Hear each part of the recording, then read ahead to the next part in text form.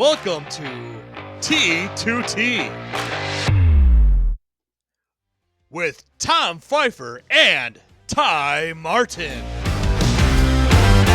Okay, there you go. So the Valero Open at TPC San Antonio. Talk about how our two guys that we picked were fucking terrible. I don't even know where they even ended. I don't even think. Both of them missed the cut. Okay. Matsuyama and Oberg didn't make the cut. No, I took Homa. Yeah. Oh, well, our dark horses. My dark horse was Keegan Bradley. Yeah.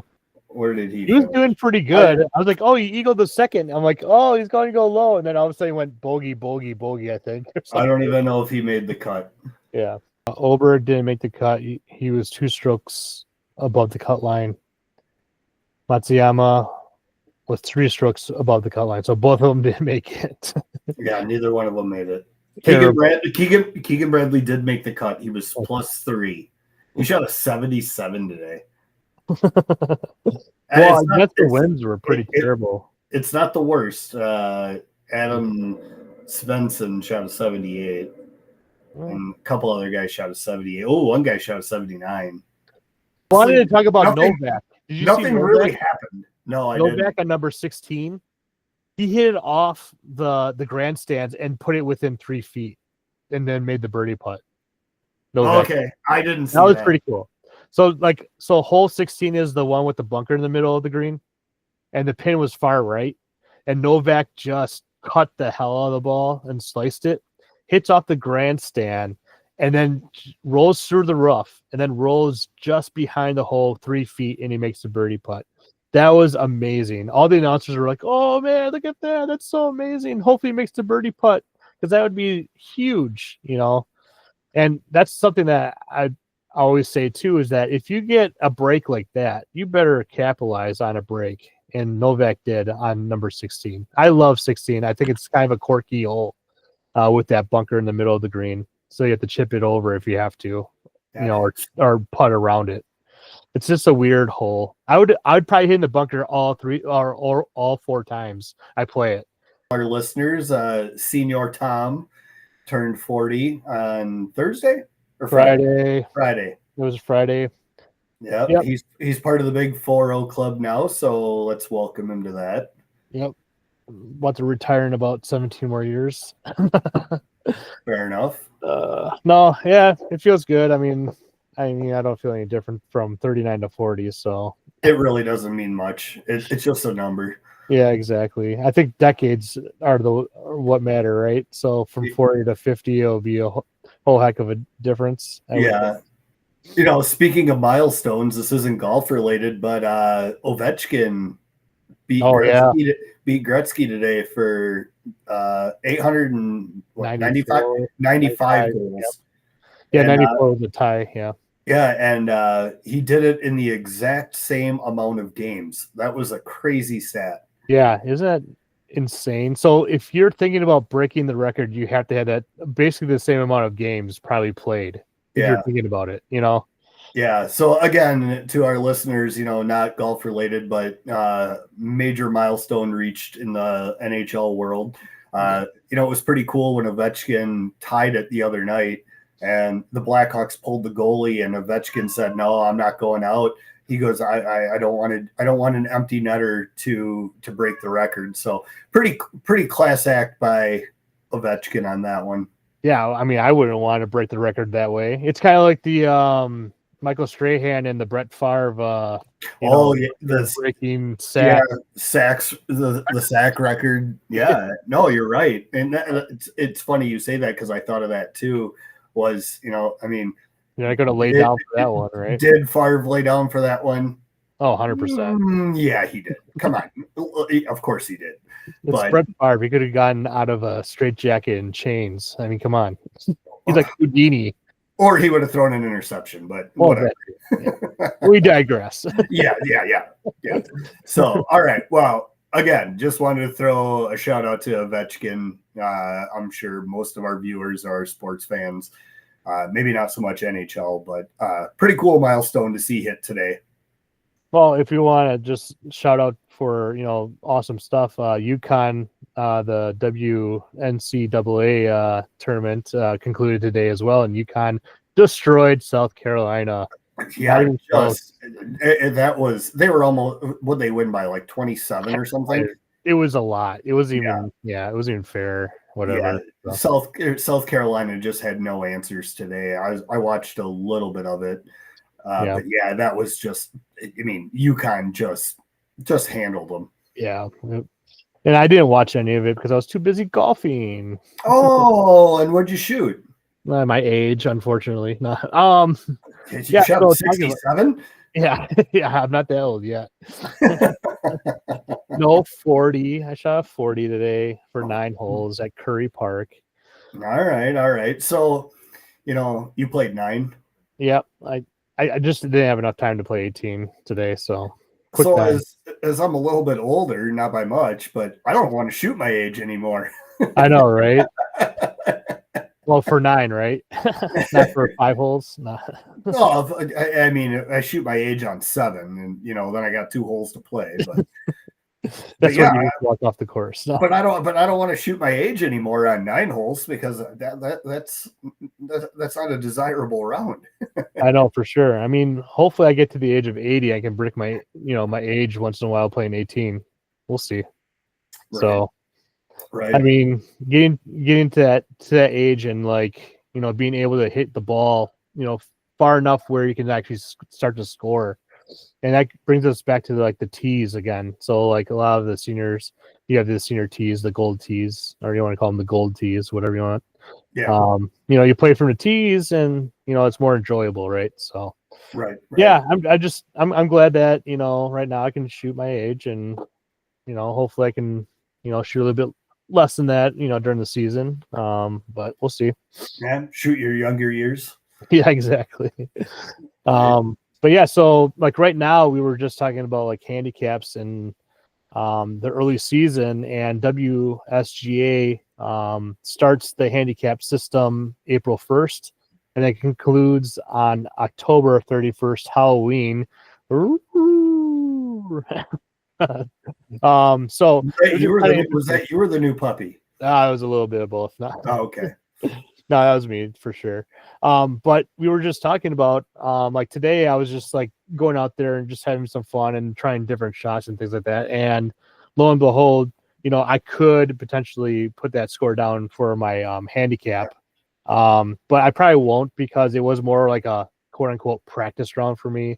For the next couple of weeks before league or any club play, I'll just be hitting the ball, trying to get my tempo, trying to get getting used to hitting the ball outside, and trying different shots. This is where I'll try to hit a cut, on certain holes, and then try and draw the ball, and try to shape the ball a little bit more than I would actually do during the season. Right. No, that makes sense. I mean, the other thing on that is we've discussed this a little bit before. We haven't really gone into depth of this. Is there's a lot of people that only play the weekends and a few times a year. They try to work on their shots in the middle of the round, which is the worst time to ever try to work on a shot. You want to work on it on the range. If you're done with work, stop. Try that shot. If you're going to play a round, go to the range before. I mean, it's something completely new and different, and trying to do it in the middle of the round is the absolute worst time to do it. Oh yeah, 100%. And then you should also, when you're going to play, you should always have the mindset, okay, is this going to be a practice round or is it a scoring round? So am I trying to score the lowest possible? So obviously when you're playing league play, you want to score, the lowest you can, preferably, right? But I've never gone out and tried to score the highest. Right. I mean, some sandbaggers would, but fair enough. Beginning of the season, I'm going to shoot that 50. Yeah, get that handicap up, and then take weeks 3 through 10 and just destroy, just dominate. Right. Wow, you just shot 10 under your average. Yeah, well, Well, it happens. But no, so that's how I have it. So sometimes before league, I'm lucky enough where I can actually sneak out and play 9. And so that 9 before league, I'll usually just have like a practice round, trying to, see what's working that day and what kind of like shot shape I have. Sometimes, my natural path is a little draw about 10 yards right to left. But sometimes I'm hitting it with a little, cut fade, which is the opposite, obviously, 10, about 10 to 20 yards. And so that 9 helps me figure out, okay, well, I'm hitting the ball this way. So during league, I can expect myself to hit it that way. And hopefully I can score well then. Yeah. So that's why pros do practice rounds as well during the week before a tournament. So they can see how the course is, obviously, and they can hit different shots from different locations off the course. Or, I mean, not off the course, but on the course. So you'll see them drop like a bunch of balls around the greens of certain holes so that they are putting and chipping from different locations on that green. So speaking of, going to the range, before you play around or, just in the middle of the week when you're not going to golf, but you still just go hit a bucket. If you go and hit a bucket of balls, do you spend any time on the practice green, or do you just hit a bucket and be like, oh, I'm out, I'm done, see you later? So when you practice, especially like on the range, you should have some kind of purpose. If you're just, pounding the mats and you're just hitting ball after ball after ball with no like purpose, it's a waste of a practice. Okay. So what I do is like right before league, I either play 9 holes or I'll actually go on the range and hit a small bucket. And what that small bucket represents is me basically stretching and then finding my tempo and then seeing exactly where how my ball flight is doing. So is it a cut or is it a draw? And then I can get all that information, and say, okay, that's how my ball flight is. Okay, I found my tempo. That's the most important. If you don't find your tempo during your practice before league and stuff like that, it's going to be a very hard scoring session for you for that day. For sure. I think the most important thing is to find your tempo. Yeah, no, for sure. I mean, for me, if I stop, I've got a golf course right by work, and if I stop, there's days where I'll just take my pitching wedge, and that's it. And I'll just have a small bucket because all I want to do is, like you said, find the tempo. Make sure that the same swing is, it's conformative. I take a full swing, a 3/4 swing, a half swing, but I mean, only hitting maybe 30 balls at best. Yeah. But it's just getting that rhythm in and, getting your tempo down. And there's other times where, I'll take the full bag out and I'll hit everything. And then I'll stop at the putting green. But I think what a lot of people don't do is they work on their driver, their fairways, their hybrids, their irons, their wedges, but they don't stop at the practice green and roll a few. And, that's really, where your score can drop is those 5 to 10 foot putts, even 3 to 5 foot putts. So getting out there and making those putts, I do believe you were saying you have the circle drill where you put the ball all the way around the hole and you play around the world, and you continue to do that. It's a great drill, and I don't think enough people do it. And whether or not you golf a few times or you play every week, that is something that I think is really missed. I don't think people understand like how much putting affects your score. Yeah. So great point. So the reason why around the world, if you want to call it that, or the circle drill that I call, the reason why it's so effective as well is because every point on the compass, so north, south, east, west, is a different putt. Okay. Correct. So if you're putting north, from the north ball, it's going uphill to the right. Well, if you putt from the south, it's going down and to the right, left. I mean, so it's the Right. opposite of the north. And same with the east and west; they're the opposite putts of each other. And so that's Correct. why the circle drill is so effective, is because it makes you basically read the green, but then also have different putts as you go around the world. Okay. Yeah, and I like that because it does change it. You do the ladder drill, 3 feet, 5 feet, 7 feet, 9 feet, 12 feet, whatever distance you lay them out. Yep. It's the same. I mean, obviously, if there's The ladder drill is more for the feel of the green and the distance control. correct, and So- and around the world or the circle drill, you've got the speed of the green already figured out. You know what it's going to be. Now it's just reading the lie. Yep, reading the greens. Or reading Yeah. the slope, I guess I should say. Yeah. Bad on that one. No, you're good. But yeah, no, that's exactly it. So the ladder drill is to get the feel of the greens, distance control, and then the circle drill is basically being able to read the greens. Now I know a couple of my buddies that can't read the greens for anything. Like they're like, oh, it's left or right, uphill, and I'm like, what the heck are you looking at, man? Like, Are you sure you're not a tennis player? but I'm like, yeah. Like for me, it comes natural or easy for me. I can see the line as it comes. And my problem is like more so like this, obviously the speed control with a lot of amateurs, that's speed control as well. Yeah. On top of reading greens. So a lot of people do believe in aim point. That's with the fingers and then the stepping, side to side, on the path, of your ball kind of thing. So you can feel the angles of the green, so the slope of the green, stuff like that. So it's a little bit easier on your feet, so you don't have to play like mind tricks with your eyes. So how do you feel? And I mean, this might not be controversial, but I've read many articles where if you don't know which way it's going to break, to look at the hole and see where the wear on the grass is. If it's on the short side, like say you're putting, say the hole goes right to left, there's going to be more wear on the left side than the right side. And I've read a few articles on it, and it's kind of like, well, I can see that, but because people will putt up and it'll drop, or it'll go towards the short side, and there's more wear there. I mean, have you ever seen anything like that or read anything about that? I play on courses that they, do the holes every day, so I don't know what you're talking about. No, I'm just kidding. But no, I never really actually heard about that. Scrooge McDuck here. When you get home, do you dive into a pool full of gold coins too?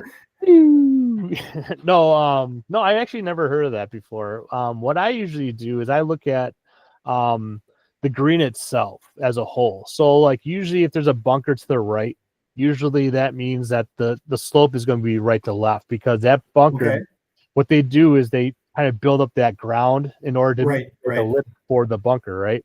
Yeah. And the same goes with water, right? So usually drainage goes towards water. So if you if you work on if the green is by a pond or a lake or a river, usually the ball will tend to go towards that body of water. Usually, there's some holes I played before where it's the opposite. Unless you're playing a really elevated green or undulation, the age-old saying of golf is the ball will break towards the water. Exactly. Yep. And I believe that it also breaks away from bunkers. So if you are short-sighted with a bunker, on either side, it's probably going to break away from that bunker. No, I'm just kind of like thinking about the course that we normally play, and and being like, okay, so there's a bunker on the front right. Yep, it does break left. Yeah. Number 2, there's a bunker on the right. It does break left. Number 3, there is no bunker. Number 4, number 4, yeah, it does. Yeah, no, I mean that's a really good point and something for everybody to take into consideration. I mean, it's not always going to be that way. No, but like for the majority, that's like worst case scenario. Correct. Yeah. So that's a good little little tidbit to to everybody when you're out playing. Take notice of where those bunkers are. Take notice of where the water hazards are, and It's again, unless you're playing something that's made to change either right to left or left to right, that's a really good thing to take into consideration. I guess I've never even really thought of it that much as far as bunker play comes in. Yep. And then also one thing too you can think about as well is when you're unsure and it's like a flat putt and there's no real indicators of right to left, okay?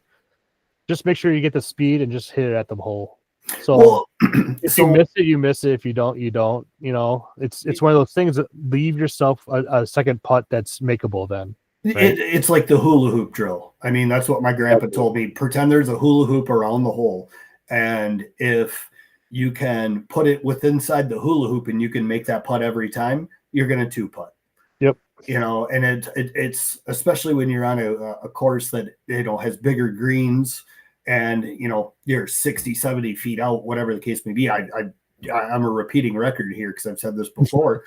It's like try to put it within that hula hoop. I mean, if you can put it with inside, 3 feet, which, foot and a half, I mean, you should make that putt every single time. And if you have a 60-foot putt and you can walk away with a 2-putt, I'll take that all day long. Oh yeah, for sure. Yeah. And limit those 3 putts because usually that means you're either bogey or double bogey. So if you can start 2 putting on greens, then you're talking about par and bogey instead of that double bogey and or triple or quad or worse. I mean, it'll save your putting. And that goes back to your pre-round practice. So for me, what I do, if I'm really serious, I'll hit like a small bucket of balls, make sure, I know my flight, make sure I know, my ball flight, how I'm hitting it. There's a purpose to that bucket. It's not like, I'm just, hitting balls just to hit them. So tempo. And then the last part I would do is like my last 3 balls. What I would do is I would actually play the first hole. So if it's a par 4 or par 5, what I would do is be like, so it's, let's say it's a par 5. So I hit driver, boom. Okay. Then I hit 3-wood, boom. Then I hit a wedge, boom. And then I'm like, okay, visualize that hole. When you drive, it's a dogleg left. So I'm going to hit just a little bit more left of my target, Okay. 3-wood, it's straight on. So I just want to hit my 3-wood as straight as possible, 200 whatever yards. And then let's say I missed the green and I hit a little wedge, about like 20 yards or something like that. So then I get it. Then I get that. So then I'm like, okay, I know the shots in my head, and now I have more confidence and more consistency on the course. And then after that, then I go on the putting range and I chip. Chipping can also help with your tempo. So if you're out of control with your bucket of balls in the beginning, then what I would do is I would start chipping. Chipping will actually help you with your tempo because if you're too fast or too slow, you're going to start chunking your chips. Right. But if you're on, with your chips, usually that means your body is moving really well through the shot and you're clipping the ball so that your tempo, you can just, emulate that over and over again. And so hopefully, again, that consistency translates onto the course. Then what I would do is then those drills, then the circle drill, the ladder drill, whatnot. There's other things I would do too on the greens, but then boom, go to the course and be like, oh, I already hit those shots on the first hole, driver, 3-wood, wedge. I should get, either a birdie or par. And my biggest thing is, bogey avoidance or double bogey avoidance, so it depends on what handicap you are. So. Right. Well, and I mean, if you're a par golfer, call it a 4 handicap, or, you're a bogey golfer, everybody's extremely happy. I mean, if you walk off the course and you just bogeyed every hole and shot a 90, yeah, you're going to be like, the hell, that sucked. But in the grand scheme of things, you're going to be like, I just shot a 90. I bogeyed every hole. Where was my miss at? Maybe my driver was off, maybe my putter was off, whatever the case may be. But I know plenty of guys that would love to be able to play bogey golf. Yeah. And it's not that they can't do it. It's that they just don't play enough.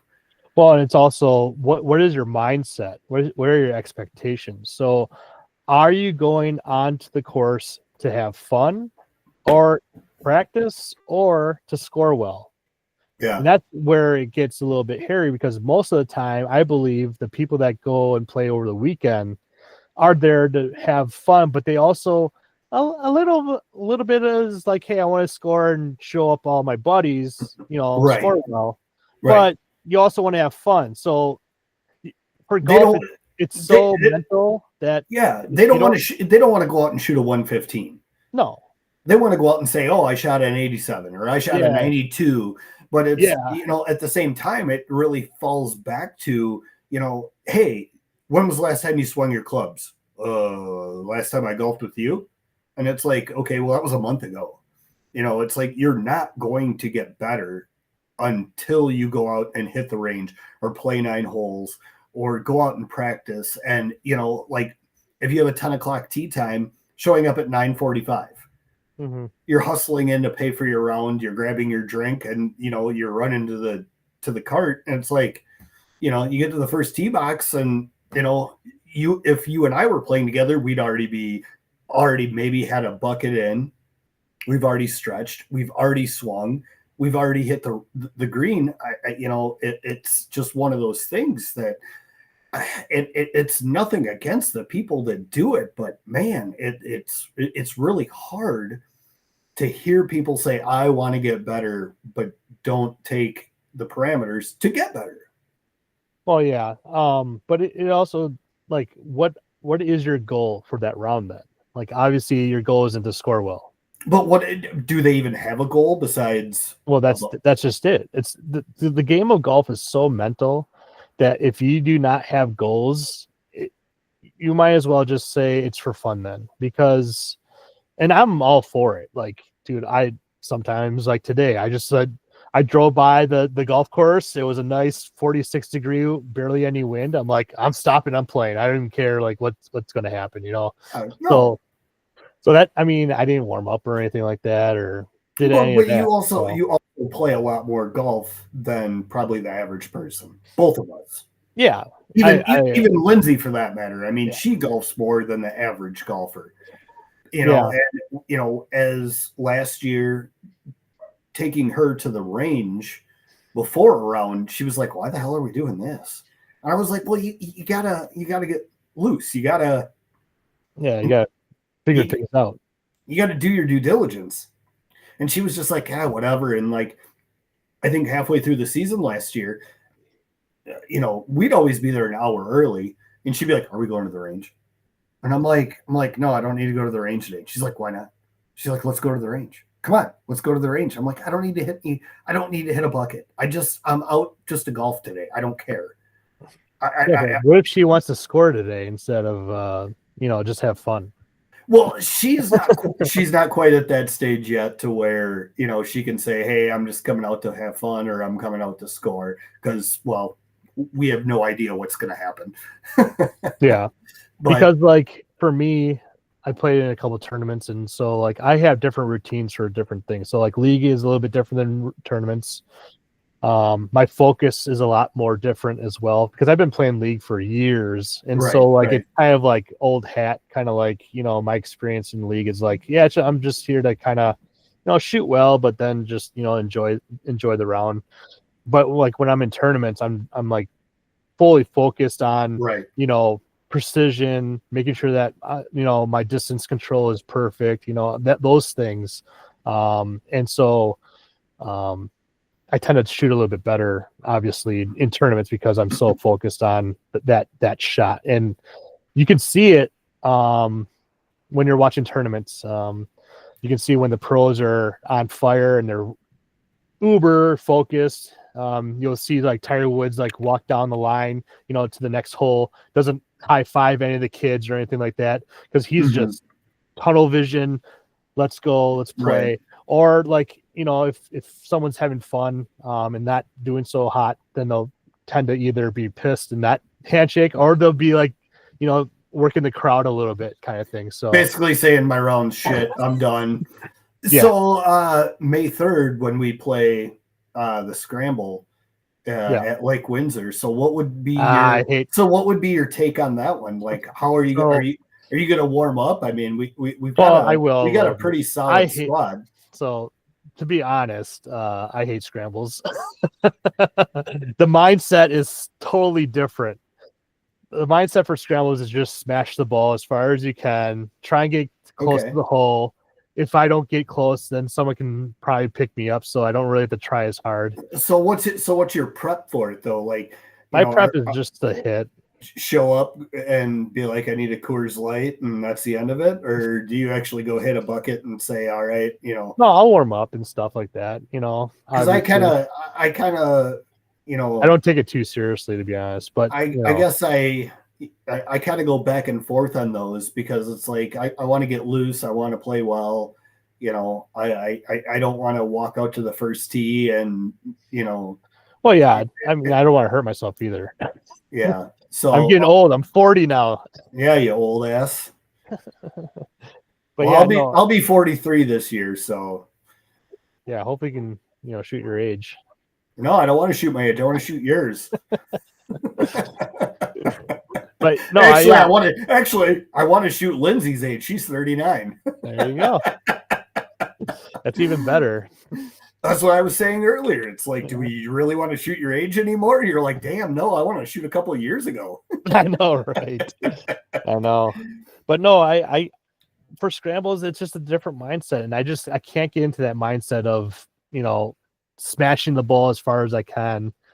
Because once you try and do that, everyone's gone through it where you're trying to smash the ball and you're just off. Your tempo's off. Everything's just trash. And so, like, the first couple of holes, it's just going to be trash, even though that you warmed up and stuff, because you're trying to hit as hard as you can.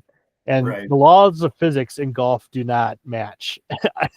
You try and swing as hard as you can and you don't hit the ball as far. But when you're nice and smooth with perfect tempo, then all of a sudden the ball just flies off the face of the club. And you're like, I'm trying to kill it and I can't hit it, further. But when I just swing, I hit it further. So it's like, what's physics? Does physics even work? Well, I think the other part of it, though, is it also does, matter of what kind of outing it is for the scramble. I mean, is it a bar outing? Is it a charity outing? Is it a work function? It's like, with me being in construction, I go to many outings a year that, you've got some really good golfers and people care. And then the rest of them are like, screw it. I don't care. Yeah. I'm here golfing. I'm not in the office and I don't give a shit what I'm doing. And, it's like, you get bar outings. It's like, well, that's just a drunk fest. You don't care what you shoot. Yeah. And there's scrambles now, I guess, where every beer counts as like -1 on your scorecard. So people are coming in with like -70 or something like that. And I'm like, I've heard of that. For every drink that you have, like, you get an extra shot or a mulligan or whatever.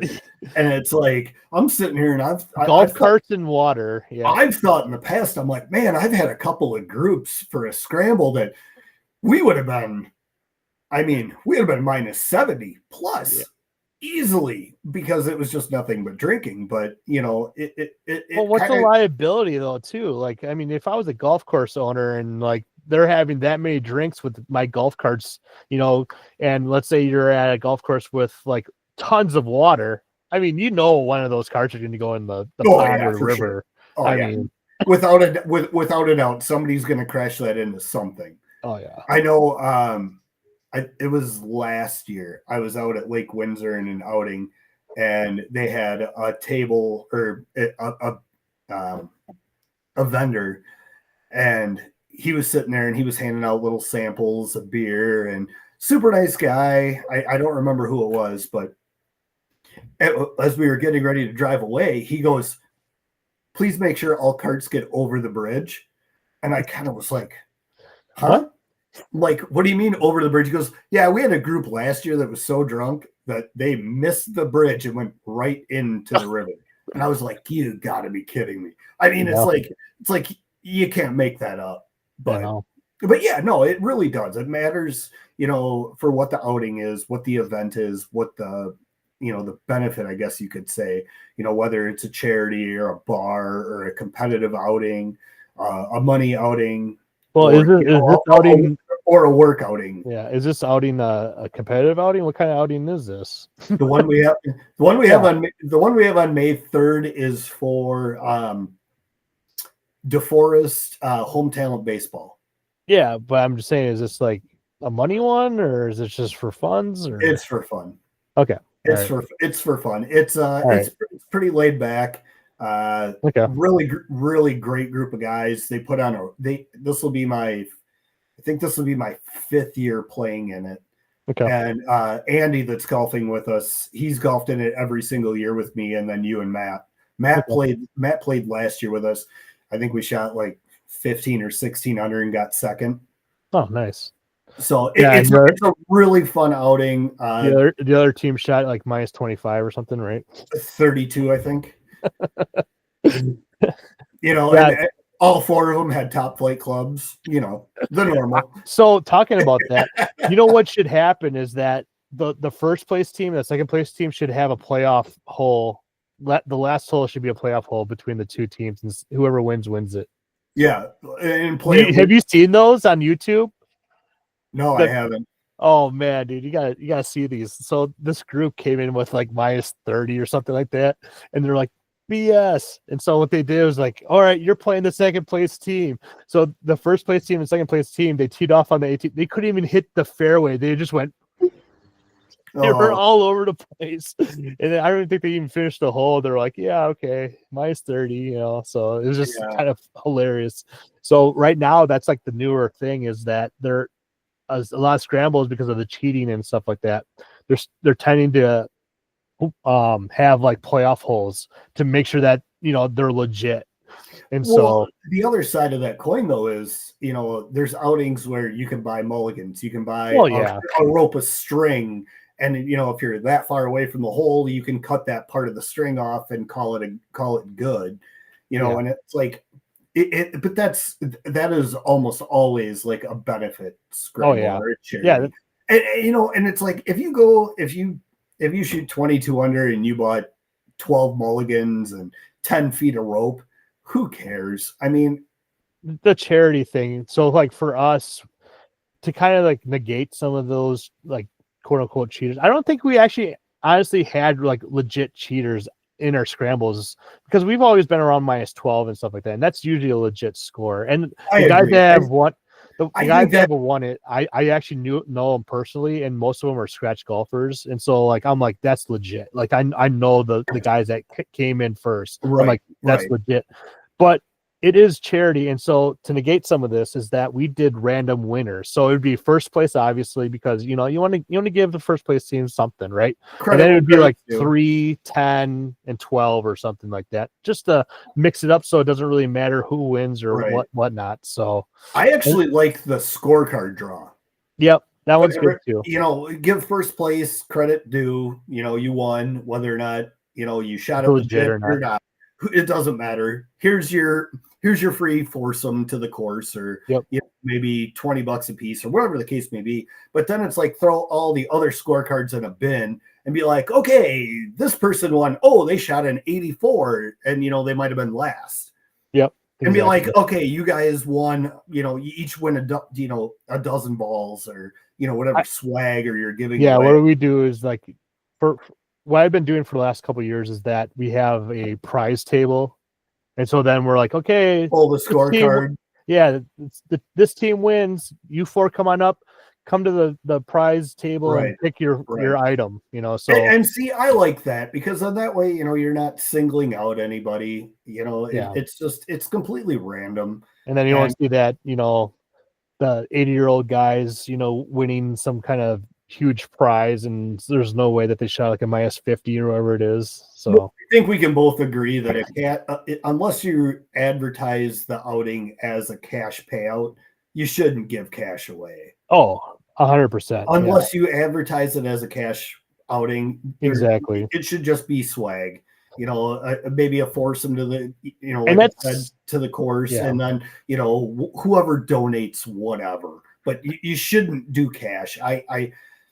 I've been asked so many times to play in outings, and it's like when I hear there's a cash payout, be like, well, is it a cash payout tournament or is it a charity? Because if it's a charity with $100 to pay out, it's like everybody's going to be like, oh, yep, that was good. Yeah. Birdie. No, Well, it wasn't a birdie. It took you 5 to get on the green. It's par 3, jackass. Well, the thing is, so nowadays scrambles have been so common too. I think our listeners should know that they should be coming into a scramble thinking this is for charity. We're raising money for this cause. So let's just have a fun time and let's just, let's raise as much money as possible for this charity.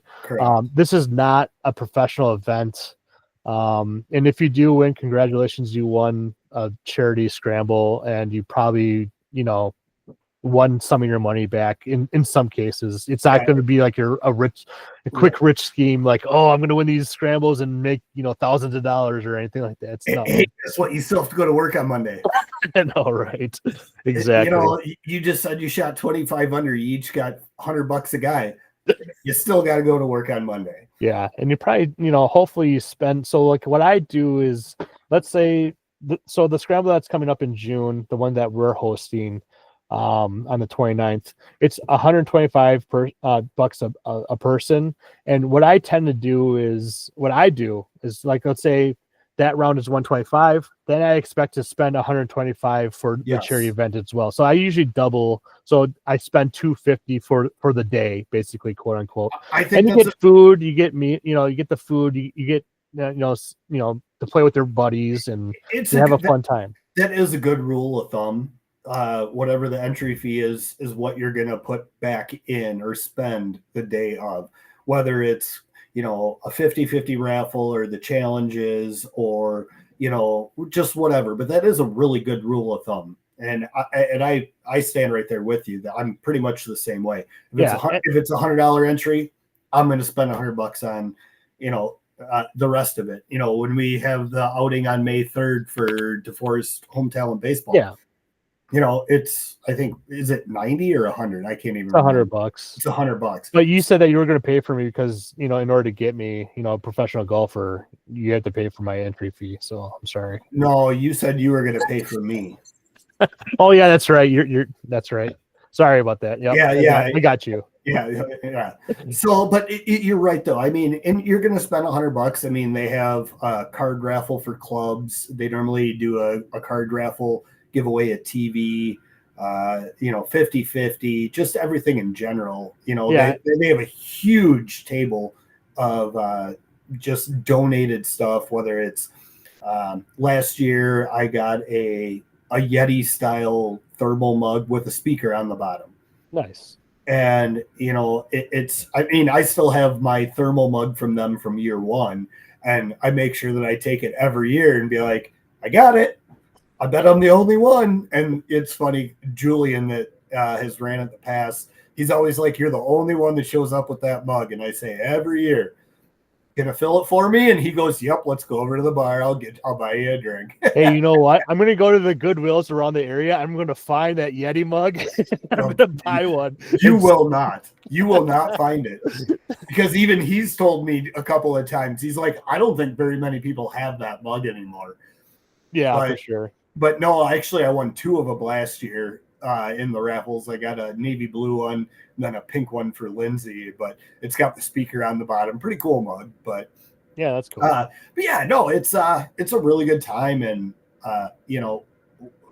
again, it kind of comes back to, whatever I spend as my entry is pretty much what I expect to spend for raffles. I will say though, I have played in a few outings in the past where the raffles aren't good. They don't have much. I mean, there's one that I played in a couple of years ago, and the basket raffles, it was all like bath bombs and just like makeup and shampoo and stuff. And I'm looking at them, I'm going, why do I want this? Like, there's not even like, I thought about it. I was like, Lindsay wouldn't even want this. Why the hell do I want it? So I didn't do much with it. Yeah, I get that. And that might be just because, you have to give them the benefit of the doubt. Maybe that's their first year running it. And so it was, okay, well, but what I'm saying is like, maybe they're just, they're just a quick, fundraiser for whatever such and such. Yeah. And I get it. So then you should spend more money on something else, maybe 50-50 raffle or something. I don't know. Right. But again, it's a recommendation. It's not like, it's not a requirement. You have to spend the same amount as your fee. It just makes sense though. Like if you want to spend more, go right ahead. If you don't want to spend anything, I mean, I guess you're going to do you don't have to spend anything when you go to an outing. But I mean, if it's, again, it falls back into event. Is it a charity event? Is it like a cash outing? People aren't going to spend that much unless you're giving something away that's like a higher dollar item. Yeah, and if it's like some kind of like win raffle thing, like 50-50 or a raffle, club thing where, not only are you competitive, but then you get the chance to win a driver or something. But there's nothing really in it for charity. But I never played in a competitive scramble before, so I wouldn't know anything about it. I've only done charity, so it is quite a bit different when you play in an actual cash scramble. Is there another group with you? Yes. You're honest. Yeah. Yes. You give them your scorecard, they give you theirs, and it kind of sucks because you got 8 people on a hole. But it does make it honest. I mean, if they say, "Oh, I shot a birdie," no, you didn't. I saw all 4 of you morons hit the ball into the water. Yeah. And it can get a little hairy though. But I think for the most part, everybody's pretty straightforward and honest. But it can get a little sticky. I played in one last year down in Evansville, and it was their end of the year big season tournament cash. I think it was like $4,000 to first place. It's a big one, and it fills up quick. I mean, I don't even think they have openings. It's all the teams from previous years that come back in. But or you have to know someone, right? Yeah, pretty much. But I overheard 2 groups. Like we were on, I don't even know what hole it was, but fairway to fairway, we could hear them arguing with each other and yelling at each other. And it was over rules. And it's like, no, this is play the ball where it is. And it's like, guys, I understand it's $4,000, so $1,000 a guy. I get that. I understand it. That's a lot of money. Let's be honest. $1,000 is a lot of money for going out and playing a scramble on the weekend for an $80 entry. Yeah, it's decent money. But they were like screaming at each other, like to the point where I thought we were going to see a fight. And you kind of have to agree though. Every golfer, whether you play 5 times a year, 50 times a year, 300 times a year, whatever it may be, we all want to be our best. I mean, you want to be your best at everything you do. And it just, like, it comes down to it as just hit the ball. Hit the ball. Yeah. I'm going to spray it over into the water, into the bunker, into the woods. I'm going to hit it down the middle of the fairway. I'm going to hit it in the center of the green. I'm going to fly the green. It's like, just play. Just play. It's golf. Come on. Yeah, well, I'm always trying to score the best too, but sometimes, you got that practice round in you and you're like, hey, I'm just going to try this shot. And if it works out, great. Yeah. If it doesn't, then I'm screwed. Well, again, we don't go out. That happened to me twice today. So we don't go out there and like if you and I were going to go golf and I say, hey, Tom, what are you shooting today? We've all seen those videos where, they interview the guys. The course record. Yeah. What are you going to shoot today? I've never heard anybody say 160. Yeah. I know, right? What's the course record? Yeah. Right. I mean, we've all said, oh, I'm going to shoot the best. We all want to be the best we can. Yeah. I mean, and it's great when you do shoot that round. 79 for the first time. You're going to talk about that for months. You're going to go into work the next day. How was your weekend, Tom? Oh, I shot a 79 for the first time. Yes, it was awesome. Otherwise you're going to walk into work. Oh shit, I shot a 109. It was all over the place. Yeah. Well, and then this is like the only sport where you don't ask how well you did, or when you do ask someone how well you did, they give you the score.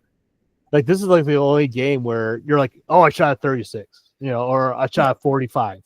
Like this is like where a lot of times, like when you play basketball or something, like, how'd you do? Oh, well, I played pretty well. I made 23 points, Right. our team won, like that, like, or football. Hey, I got a tackle here. Our team won, like Right. that. But when you talk about golf, you always talk about the score. What'd you score? What'd you shoot? Like that's the indication of a good round. Even though you might hit the ball very, very well. I've hit the course a couple times and hit the ball very well and scored one of the worst rounds ever just because the ball wasn't going in the hole. But you hit the ball well. Yeah, very well. So, like I had really good contact. So what's your handicap? So right now it's I think a 5.5. You suck. And it was down to a 4, and that was last year. Okay. Right now I think I'm a 9.1. Okay. So, and here's the question for you. Obviously, I started my new job a couple weeks ago, and I was talking with a couple guys, and golf came up, and they said, "Are you good?" If people ask you that, how do you respond? Because for me, I'm very humble, and I hate flaunting like, oh, I'm a 5 handicap, or right. I hate that. So how do you describe your? I just say I'm pretty good. That's usually what I'm pretty good. That's what I say. I say. And then if they know golf, then I'll say actually my handicap. Okay, so the majority of people don't know what a 5 handicap is, anyways. Right. So when the two guys asked me, are you good? I say I enjoy the game and I've played it a really long time. And they kind of looked at me and they're like, "So does that mean you're good?" And I said, and I'm like, I've played the game a long time. And then if they say, "Hey, what's your handicap?" I'll tell them. But I just kind of say, "Hey, I've been playing this game for a long time." Because if you're a good player, you don't need to ask. You can tell right away if someone's a good player or not. I would, are we good golfers? Yes, we're good golfers. We play a lot. We're out there. We're playing nonstop. We can tell our faults. Yeah. We can, you can hit the shot and you can tell it's good without even looking at the ball. And I'm in no way, shape, or form trying to say that I am a phenomenal golfer by any means. But it's just one of those things. Like, what do you say? What do you say when somebody says, "Are you a good golfer?" I just say I'm pretty good. And then if they ask even more, like, what does that mean? Then I'm like, well, if you know the handicap system, I'm around a 5. I fluctuate between a 4 and a 6. Like, it goes back and forth a lot. My lowest I've ever gotten was a 5.1. Okay. And that was I was playing some good golf then. But I'd say I'm an 8 to an 11. Yeah. That's probably. And then you fluctuate back and forth. And it all depends on the year. And I this year I was like, I'm going to focus on everything. I'm going to work really hard, practice, and I want to get back down to a 4, and like legit 4. And I don't know, man. I don't think I have the time to do it, and it's unfortunate. I have swallowed the pill of I am perfectly fine if I can maintain a 9 handicap. If I can maintain that, I'm freaking good. 80, dude. Like a bogey golfer, so shooting a 90. It's still good.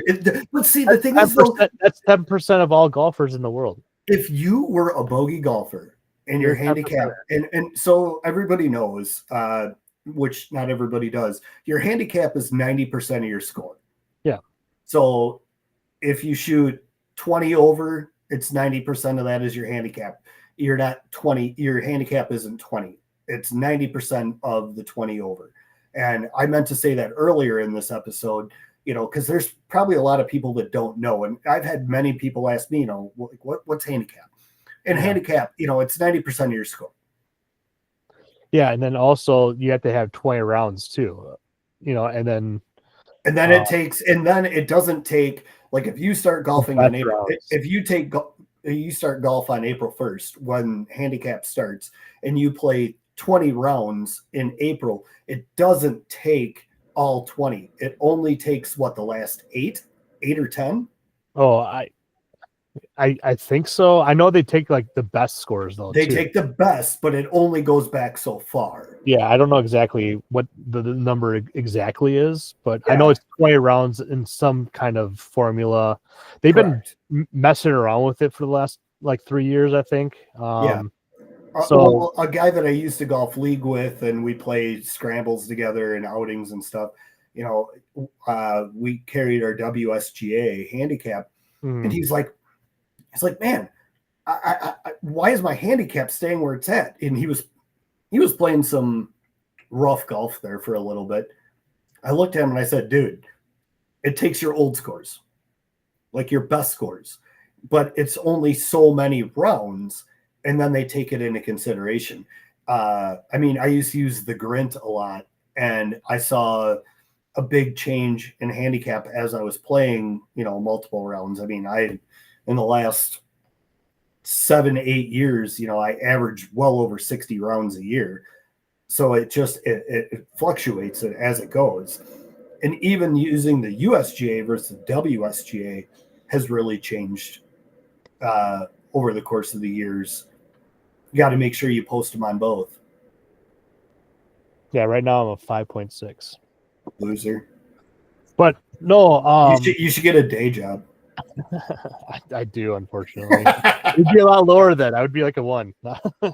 But I mean, so one above par every hole. You see Oh, this? See yeah, this? yeah, I know. On every hole.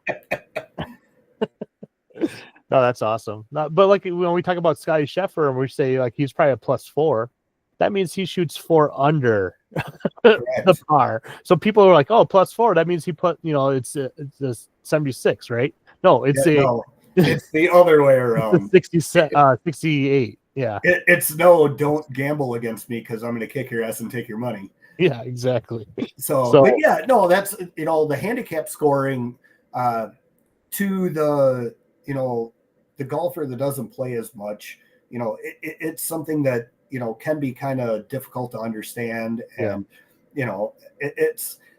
it's a good thing to track. I'm not saying that everybody should go pay the $40 a year for your WSGA, but there's so many apps out there. There's 18 Birdies, the Grint. I love 18 Birdies. The Grint's good too. I think there's Swing You. I mean, there's so many apps out there that you can track your handicap for free. And, and I challenge anybody listening, download one of those apps and put your scores in, be legit, and do it and track it and see where you're missing, see where you're better. It'll tell you your green regulations, your fairway and regulations, your putts. It'll tell you all that stuff, and you can get it for free. So it's like, if you're one of those golfers that likes to play, if you can't get out every week or every other week or every 3 weeks, but I challenge you, get one of those apps, track your stats. I'm not telling you to go buy the Arcos that goes into your grips and tracks your swing and all that. I'm just challenging you to follow your own stats and be legit and real with it. And, you'll see over the course of time where you are going to be succeeding and where you're failing. Yeah. I highly suggest doing 18 Birdies or the Grint. I switch back and forth a lot. For some reason, I like 18 Birdies. I don't know. Maybe it's more user friendly. I don't know. Either one is great. The Grint's kind of a pain in the ass. I will say they both automatically put it into your USGA or WSGA. When I paid for the Grint, it was a lot easier. The free version's kind of a pain in the ass. Yeah. I will say that, but I mean, I think it's $45 for the year. Your benefits really aren't that much more. I mean, it takes the ads out, but I mean, you still get majority. And in the Grint, you get your distance. Same with Swing You and 18 Birdies. So, and it's compatible with Apple Watch. Yep. Yeah, and that's free too. So a couple of things with the 18 Birdies. Not only does it automatically put your scores into WSGA or USGA, but it also links with your iWatch or Apple Watch. And so what you can do is that it can tell you the back, middle, and front of a green. Yes. And again, like I was telling you guys about like 3 episodes ago, A lot of amateurs will leave their shots short of the green, like 80% of all amateurs. Mhm. So what I would kind of say is that you want to shoot to the back of the green. So if the back is like 150, middle of the green is like 130, and then the front of the green is like 120, I would want to hit my ball about 140. Okay, so I'm going to give myself a little bit extra, 10 yard extra, and use that club that you usually hit 140. And if you don't know what yardage that is, it's something to work on when you go to the range. And so do a lot of range work, knowing those different yardages. So if your watch is telling you 150 to the back side of the green, 140 to the center, 130 to the front, what are you going to play? Are you going to attack the pin? I mean, you can pick wherever you want the pin is at in this scenario, but I've gotten over the years where I have kind of stopped attacking the pin and I just want to hit to the center. Yeah, so center of the green. So your dispersion rate. So if you aim at the center of the green, usually your ball will disperse in any fashion, long, short, right, left, or even in the middle, right? Right. Usually the flag, especially with us and our local courses, they tend to put the flags kind of close to center. I mean, obviously, center, right, forward, but still like kind of in the middle of the green. Like they're not putting it on the edges like you see during the tournaments on TV. They're mostly located somewhere, in that the ring or in the middle of the green. So if you are attacking the middle of the green, and I highly suggest doing that, and I started doing that the last couple of years, and my handicap went from a 9 or so all the way down to a 4 because I just started hitting just the middle of the green and then two putting everything, and I was just making pars over par over par. Yeah. Well, one of the younger guys that I work with, he asked me that question, and I said, hit the middle of the green every single time. If you can hit them, even if you don't hit the fairway in regulation, but you hit your green in regulation, if you hit your green in reg and you two putt, you're going to walk away with par majority of the time. And I'll tell that to any single golfer. That is the easiest way to bring your score down is green in regulation and two putt. It's par every time. Yep. Well, it should be par every time if you two putt.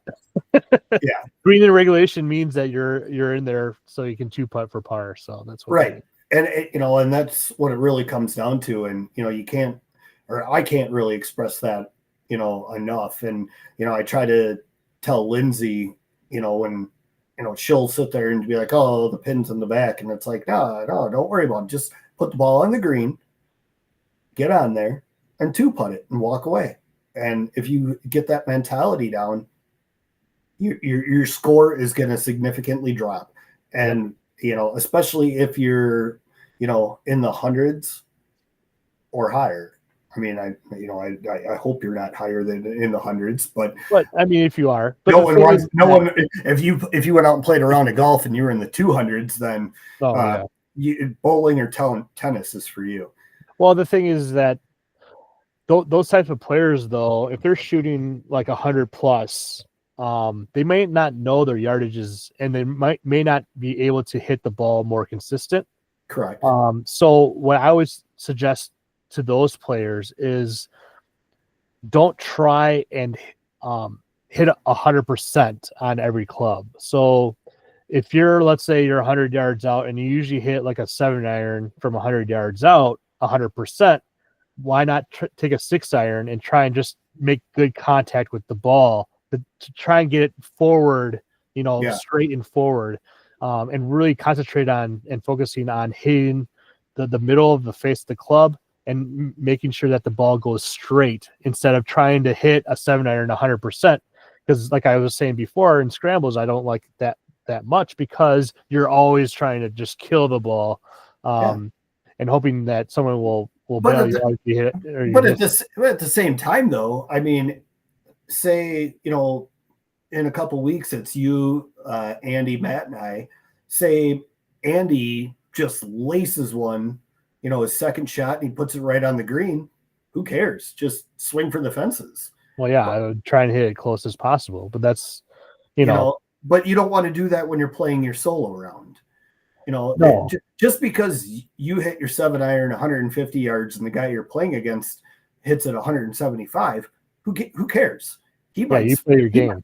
He might spray his far right, and you have to hit a 5-iron to get that distance. But if you can hit that club and put it down, I mean, one of the best pieces of advice that I ever received was a long time ago was don't beat the guy you're playing, beat the course. If you can beat the course, you're going to beat the guy. And I think we talked about this, and it was night and day. It's like, I don't care what he's doing. I'm going to try to play my game. Yep. And it changed it. I mean, it was night and day. I also do for league too, try and beat my average. So like if my average is like a 38 or whatever, try and shoot a 37 that day. Get close. So if you beat your average, then more than likely you probably win that match. Yeah. So is your handicap, is it just stroke based, or is it Stableford, or? It's just based on stroke, just like a normal handicap. Okay, so where I played league, it was a point based, like Stableford. You got points for a birdie, a par.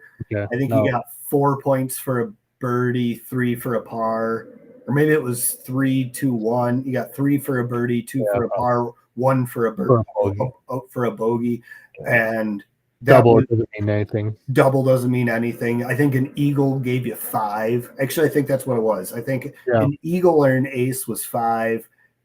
Birdie was 3, and then a par was 2. Bogey was 1, and I think I